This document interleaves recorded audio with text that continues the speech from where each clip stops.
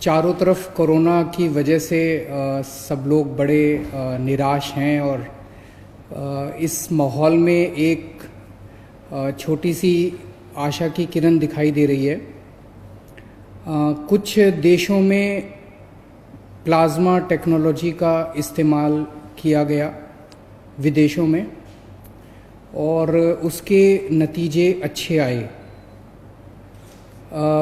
आपकी जानकारी के लिए बता दूं कि कोरोना से मुक्ति तो तभी मिलेगी जब इसका कोई वैक्सीन बन जाएगा। वैक्सीन लगाने से जैसे दूसरे कई सारे वायरस की जो बीमारियां होती हैं, अगर उसका वैक्सीन आप लगा लें तो वैक्सीन लगाने से वो बीमारी होती नहीं है। तो इससे मुक्ति तो तभी मिलेगी जब वैक्सीन मिल जाएगा। लेकिन इस वक्त हमारे सामने दो चैलेंज हैं। एक चैलेंज तो ये कि किस तरह से हम कोरोना को फैलने से रोकें। उसके लिए हम ये सब कर रहे हैं, लॉकडाउन कर रहे हैं, सोशल डिस्टेंसिंग कर रहे हैं, क्योंकि ये एक दूसरे से फैलता है, ताकि इसको फैलने से रोका जाए। दूसरा सबसे बड़ा चैलेंज है कि अगर किसी को कोरोना हो जाए तो वो सब लोग चाहते हैं कि वो व्यक्ति अस्पताल से ठीक होकर अपने घर वापस चला जाए, उसकी मौत ना हो। और ये देखा गया कि अगर उसमें कोई और बीमारी हो, जैसे डायबिटीज़ है, हार्ट प्रॉब्लम है, सांस की कोई बीमारी है, कैंसर की बीमारी है, तो फिर उसके जीवन के ऊपर संकट आ जाता है और अक्सर कई केसेस में उनकी मौत हो जाती है। ऐसे केसेस में जो सीरियस पेशेंट्स होते हैं, उसमें अगर प्लाज्मा टेक्नोलॉजी का इस्तेमाल किया जाए तो उनके देखने में आया है कि उनके बचने के चांसेस बढ़ जाते हैं। ऐसा कुछ देशों में देखने को मिला। दिल्ली के हमारे कुछ डॉक्टर्स ने इसके ऊपर काफ़ी अध्ययन किया और इसका ट्रायल करने के लिए तैयारी शुरू की है। अच्छी बात यह है कि परसों हमने केंद्र सरकार से इसका ट्रायल करने के लिए परमिशन मांगी थी और परसों रात को हमें इसकी परमिशन केंद्र सरकार से मिल गई है।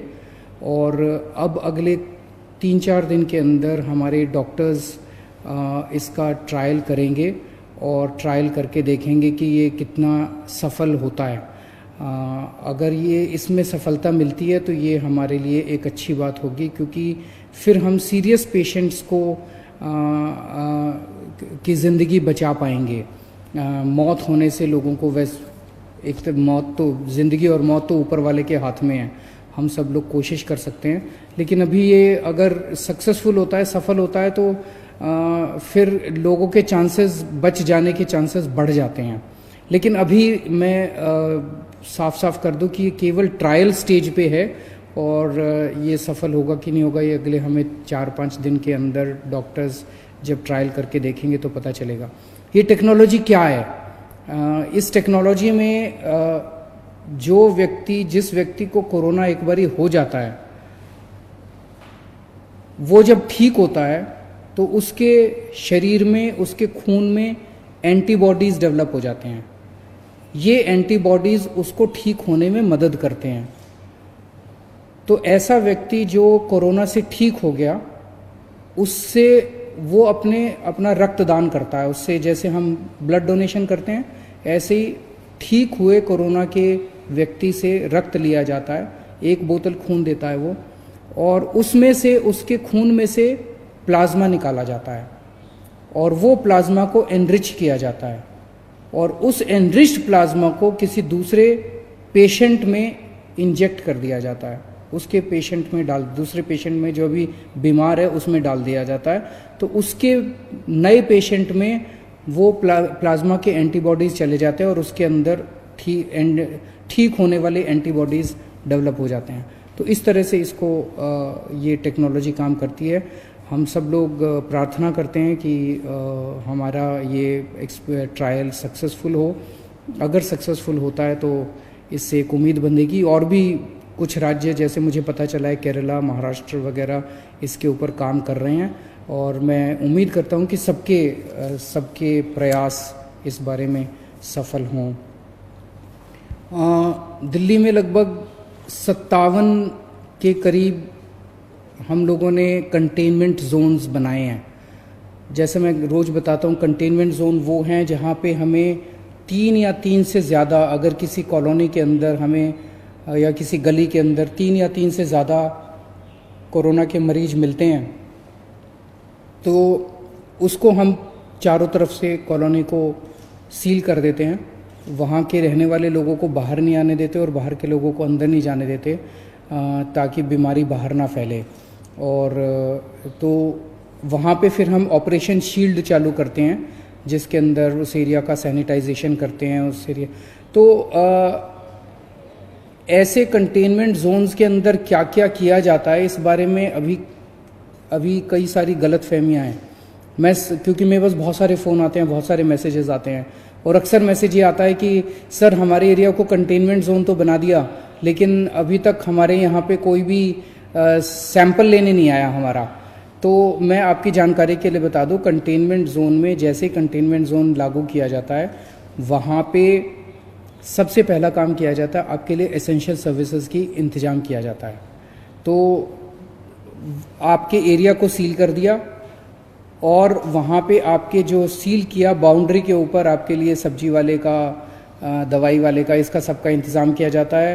पुलिस वाले व्हाट्सएप ग्रुप बनाते हैं, व्हाट्सएप ग्रुप के अंदर आप लोग लिखते हैं कि हमें ये वाला सामान चाहिए, वो वाला सामान आपको मुहैया कराया जाता है। तो एक पहला काम किया जाता है एसेंशियल सर्विसेज का इंतज़ाम किया जाता है। एक काम किया जाता है सैनिटाइजेशन किया जाता है पूरे एरिया का। जो मशीनें मैंने बताया था उन मशीनों के ज़रिए उस एरिया को पूरे को सैनिटाइज किया जाता है। फिर डोर टू डोर सर्वे किया जाता है। सर्वे सबका होता है, हर एक के घर में कोई ना कोई दिल्ली सरकार की टीम जाती है और उनसे पूछती है कि आपके घर में कोई बीमार तो नहीं है, बुखार तो नहीं है, किसी को सांस की शिकायत तो नहीं है। तो जो कोरोना के सिम्टम्स हैं वो पूछते हैं कि आपको कोई ये सिम्टम्स तो नहीं है। ये सर्वे 100% लोगों का होता है। अगर किसी कंटेनमेंट जोन में अभी तक नहीं हुआ तो हो सकता है 2-4 दिन में हो जाए, क्योंकि बहुत ज़्यादा कंटेनमेंट जोन बन गए हैं, टीम्स थोड़ी सी कई बार कम पड़ जाती है एसडीएम के पास, तो वो 100% का होगा। जो लोग सिम्टम्स मिलते हैं जिन लोगों के कोरोना के, उन लोगों का केवल सैंपल लिया जाता है। तो लोग ये उम्मीद ना करें कि किसी भी, परसों मैंने एक खबर पढ़ी थी जिसमें एक एरिया के कंटेनमेंट जोन के लोग कह रहे थे कि जी हमारे यहाँ तो एक भी आदमी का सैंपल नहीं लिया गया। और तो जब उनके पास गए तो उन्होंने कहा हमारे यहाँ सर्वे करने तो आए थे, सैंपल लेने नहीं आए। तो सैंपल सबका नहीं लिया जाता है और इसके अच्छे असर पड़ रहे हैं, क्योंकि दिलशाद गार्डन का हमने देखा कि किस तरह से वो 15-20 दिन हो गए और वहाँ पे कंटेनमेंट जोन में अब एक भी केस नहीं आया। वसुंधरा एनक्लेव में 15 दिन के करीब हो गए, इसको भी कंटेनमेंट जोन को बने हुए अब एक भी केस नहीं आया। खिचड़ीपुर की 3 गलियों को लॉक किया था हम लोगों ने, सील किया था, कंटेनमेंट जोन बनाया था, वहाँ से भी एक भी केस नहीं आया। तो ये अभी तक एक्सपेरिमेंट, अभी हम लोगों का प्रयास सफल रहा है। आप लोगों को दिक्कत तो बहुत आती है लेकिन सबके सामूहिक प्रयास से ही, सामूहिक उससे ही हम लोग सफल हो पाएंगे। कल यमुना के तट के ऊपर कई सारे गरीब लोग, माइग्रेंट लोग इकट्ठे हो गए थे और जैसे हमारी नज़र में लाया गया उसको तुरंत हम लोगों ने उनके खाने का और उनके रहने का इंतज़ाम किया। सब लोगों को अलग अलग स्कूल की बिल्डिंग्स में उनके रहने का इंतज़ाम किया और उनके खाने का भी हम लोगों ने इंतज़ाम किया है। मेरी आप सब लोगों से गुजारिश है, हाथ जोड़ के गुजारिश है कि हमने सरकार की तरफ से खाने का बहुत इंतज़ाम किया हुआ है। कल भी 9 लाख लोगों ने लंच किया है और 9 लाख लोगों ने डिनर किया है, पका हुआ खाना। और कोई 9 लाख की बजाय 15 लाख भी लोग आ जाएंगे ना, 20 लाख भी लोग आ जाएंगे, उनका भी हम इंतजाम कर देंगे। तो खाने की कोई कमी नहीं है। उसी तरह से मैं बार बार बताता हूं कि 71 लाख लोगों को हमने राशन दे दिया जिनके पास राशन कार्ड थे, और जिनके पास राशन कार्ड नहीं थे उनको अभी राशन देने का सिलसिला जारी है। मेरी सभी मीडिया के साथियों से हाथ जोड़ के रिक्वेस्ट है और मेरी सभी आम नागरिकों से भी हाथ जोड़ के रिक्वेस्ट है कि इतना अरेंजमेंट करने के बावजूद भी जो बहुत गरीब लोग हैं उन लोगों को पता नहीं चल पाता कि सरकार ने क्या अरेंजमेंट कर रखा है। उन लोगों को पता नहीं चल पाता कि सरकार ने कहाँ अरेंजमेंट कर रखा है, मैं कहाँ जाऊँ। अगर कोई भूखा है तो वो कहाँ जाए। मेरी आपसे रिक्वेस्ट है, अगर ऐसा कहीं भी कोई, जैसे कल आप लोगों ने हमें यमुना के बारे में बताया, हमने तुरंत एक्शन लिया। ऐसे ही मैं सोशल मीडिया के ऊपर हमारी पूरी टीम लगी हुई है। जैसे ही कहीं से सोशल मीडिया में पता चलता है, कोई बताता है कि यहाँ पे ये आदमी, ये एक परिवार भूखा है, यहाँ पे एक आदमी भूखा है, यहाँ पे ये, हमारी पूरी टीम लगी हुई है। उसी वक्त उसको खाना पहुँचाने का काम किया जाता है, उसी वक्त उसका घर का इंतज़ाम, उसको रहने का इंतज़ाम किया जाता है। आप हमें बताइए कहाँ कौन भूखा है, हम उस तक खाना पहुँचाएंगे, ये जिम्मेदारी हमारी है। या अगर हमने जहाँ जहाँ हमारे सेंटर चल रहे हैं खाने के, उन सब जगहों की लिस्ट हमने पूरे नक्शे के ऊपर डाल दी है। अगर आपके लिए संभव हो, आप उस व्यक्ति को खाने वाली जगह ले जाइए, आप उसको खाना खिला दीजिए, बहुत पुण्य का काम है। इस वक्त सबकी जिम्मेदारी बनती है, ना कोई अकेली सरकार काम कर सकती है, ना कोई अकेली कोई एजेंसी सफल हो सकती है। सब लोग मिलके काम करेंगे तभी हम लोग सफल होंगे।